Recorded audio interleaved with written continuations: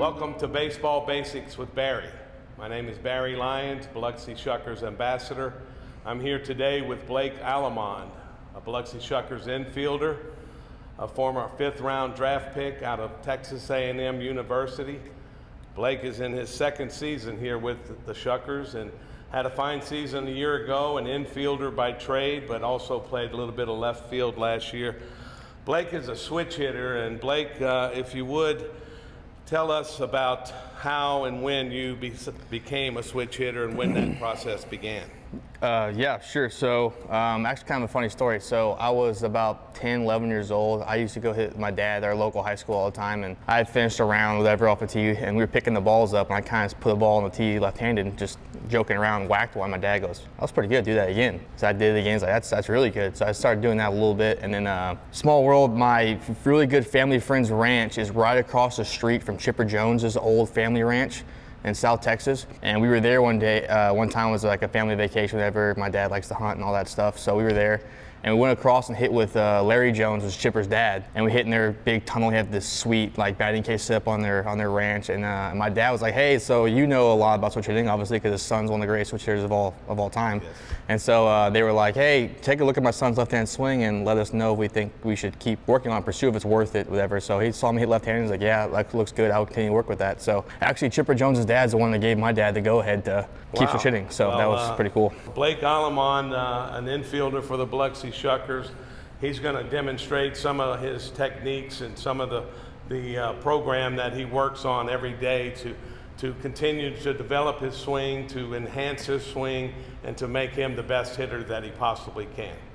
Left-handed, I like to start with what I call like a pause drill. So basically the gist of it is I like get to my load step and stop before I swing. The reason why I do this is to make sure my weight is back and I don't drift forward, and also helping me feel what hitters like to call separation, which for me I have a hard time doing left-handed consistently because it's not my natural side. So basic separation, all it is how far away your hands are from your front foot. So feeling like that, kind of like almost like a rubber band stretch type deal. So I try to get that feeling with my pause drill, and I start off with a couple of those on ball away. Try to feel like kind of that buggy whip action from my backside, staying behind the ball. The goal here is to backspin line drives into left center gap, basically on the ball away. I'll do that 3 or 4 times, and then after I do a couple of those and I start feeling that nice staying behind the ball, my hands back away from my front foot, and I'll just go into a full swing on the fastball away, trying to feel the same thing I was in the last drill, just now putting it all together. Buffy's big thing is always hit the inside of the ball, which is another thing that I have to work on left-handed sometimes. I'll get cast out here, so trying to stay inside the ball, hitting that inside seam.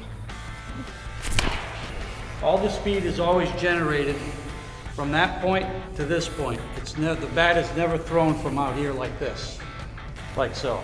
That is bad, because it's speed, not power, that dictates the force at which you strike the ball.